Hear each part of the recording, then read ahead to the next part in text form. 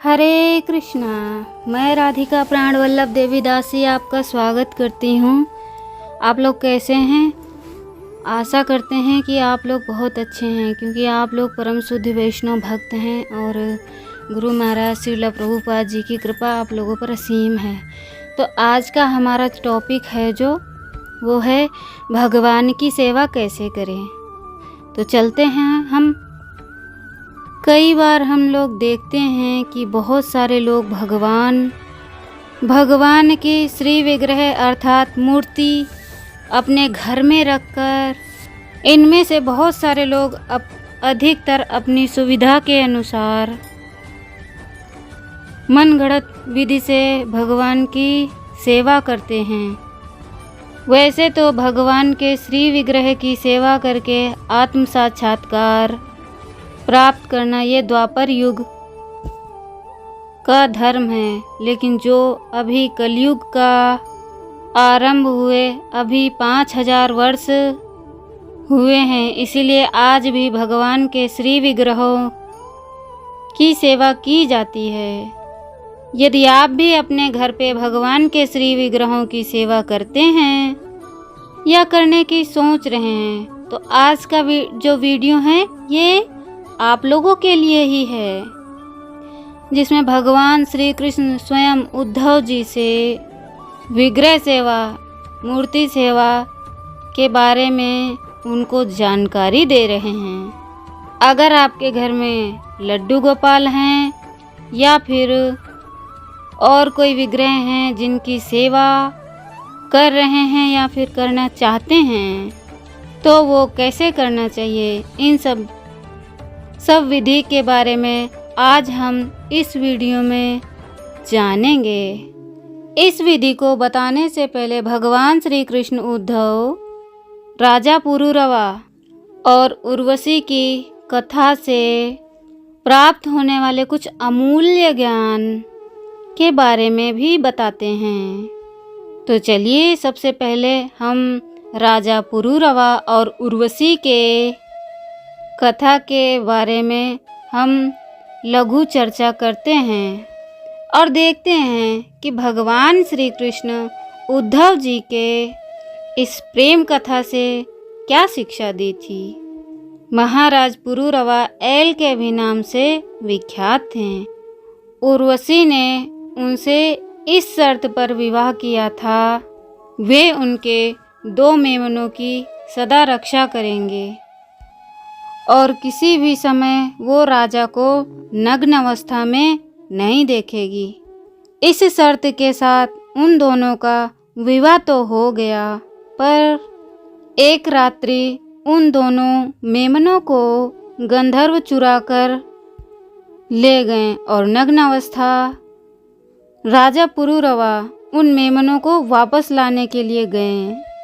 उर्वशी ने उन्हें ऐसी अवस्था में देख लिया तो वे स्वर्ग वापस चली गईं। राजा ने इसी अवस्था में उनके पीछे पीछे दौड़ने लगे, रुदन करते हुए, क्रंदन करते हुए उर्वशी को वापस आने के लिए उनसे याचना करने लगे, लेकिन उर्वशी वापस नहीं आई। तब उस समय राजा ने ज्ञान का सहारा लिया, वैराग्य उत्पन्न करते हुए उर्वशी को दुत्कारने लगे। हाय हाय, ये कैसी दशा हो गई।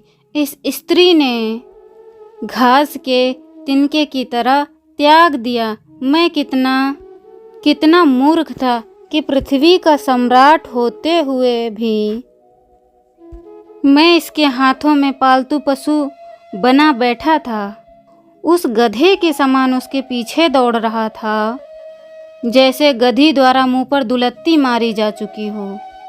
उर्वशी ने मुझे स्त्री के स्वभाव के बारे में भी सचेत किया था, लेकिन उसके मोह में मैं सत्य को नहीं समझ पाया।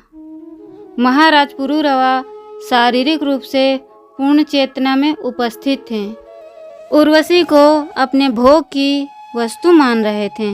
यह उनकी 2 गलतियां थी। इसके पश्चात उन्होंने विचार, यह शरीर वास्तव में किसकी संपत्ति है, जन्म देने वाले जन्म देने वाले माता पिता की, रति सुख देने वाली पत्नी की, श्रम करने वाले स्वामी की, जलकर राख करने वाली चिता की, मृत्यु के पश्चात इसे खाने वाले परजीवियों की या आत्मा की, इसमें कोई संदेह नहीं। इसका उत्तर कठिन है, परंतु पुरुष अस्थि और त्वचा के थैला के प्रति आसक्त हो जाता है, जिसे माया और बाह्य सुंदरता से ढक देती है।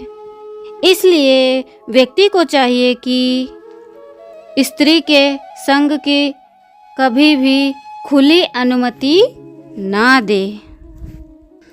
इस प्रकार महाराज विचार करते हुए उर्वशी को पुनः प्राप्त करने का विचार त्याग दिया और पृथ्वी पर लौट आए। उद्धव जी ने इस कथा से अमूल्य ज्ञान प्राप्त किया और भगवान श्री कृष्ण से विग्रह सेवा अर्थात मूर्ति सेवा के बारे में ज्ञान देने की प्रार्थना की। भगवान उद्धव जी की प्रार्थना को स्वीकार करते हुए कहा, पत्थर, लकड़ी, धातु, मिट्टी, रंग, बालू, रत्न, ये वही 8 वस्तु हैं जिनसे मेरे श्री विग्रह का निर्माण हो सकता है। साधक मेरे विग्रह को स्थायी अथवा अस्थायी प्रकार से स्थापित कर सकता है, लेकिन स्थायी रूप से स्थापित करने के बाद मेरे विग्रह का त्याग नहीं किया जा सकता। भक्ति की प्रारंभिक अवस्था में मेरे श्री विग्रह ऐश्वर्यशाली सामग्री से की जानी चाहिए। उच्च स्तर पर पहुंचने के पश्चात साधक मुझे मानसिक सेवा पर भी कर सकता है।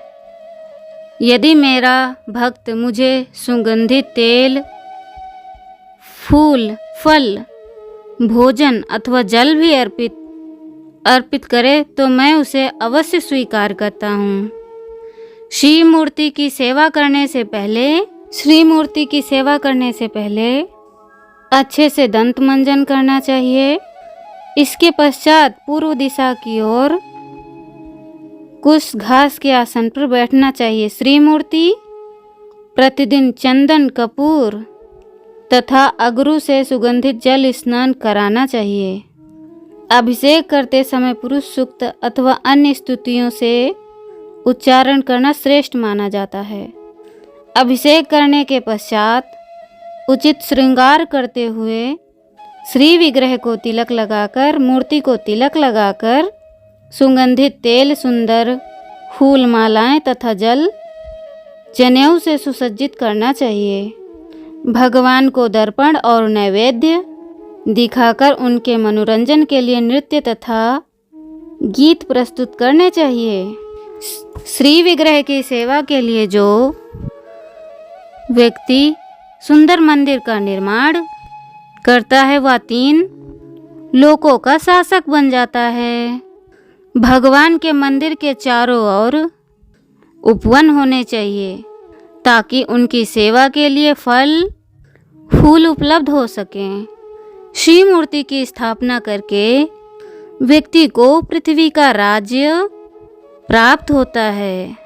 जो व्यक्ति मेरी पूजा के लिए भूमि, बाजार और गांव आदि दान में देता है वह मेरे समान ऐश्वर्य प्राप्त करता है।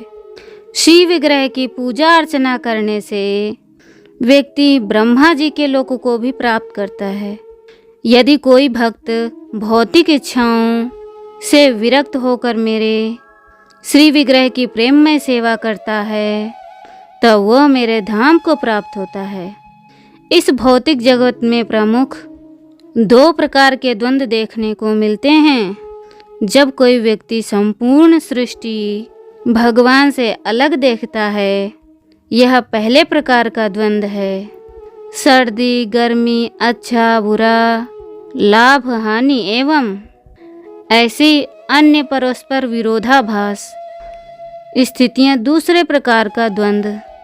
इस प्रकार से भगवान श्री कृष्ण अपने विग्रह सेवा का संक्षिप्त वर्णन उद्धव जी से किया था। यदि हम विग्रह सेवा को अपनाकर श्री कृष्ण विग्रह की सेवा पूर्ण श्रद्धा भाव से सेवा करें तो वे अवश्य ही हम पर प्रसन्न होकर हमारी आध्यात्मिक उन्नत के मार्ग को प्रशस्त करेंगे। आप अपने घर में मूर्ति पूजा, श्री विग्रहों की सेवा पूजा कैसे कर सकते हैं? विग्रहों की स्थापना कैसे कर सकते हैं? इस कलयुग में विग्रह पूजा के नियम क्या क्या हैं? अगर आप इन विषय पर जानना चाहते हैं तो नीचे कमेंट बॉक्स में लिखकर हमें ज़रूर बताएं। इसके ऊपर हम अलग से स्पेशल वीडियो हम आपके लिए बनाएंगे। यदि आपकी इच्छा हुई तो श्रीला प्रभुपाद द्वारा निर्देशित नियमों के अनुसार घर में अर्चा विग्रह की सेवा करने की पद्धति क्या है, इस विषय में हम आपके लिए संपूर्ण जानकारी लेकर आ सकते हैं। श्रीमद् भागवतम के इन कथाओं को निरंतर सुनते रहने के लिए आपको इस चैनल को सब्सक्राइब करें और अपने मित्रों तथा परिवारजन को भी शेयर करें। और हम आपसे मिलेंगे एक और नई जानकारी के साथ में। तब तक के लिए महामंत्र का जाप करें और सदैव प्रसन्न रहें। हरे कृष्णा।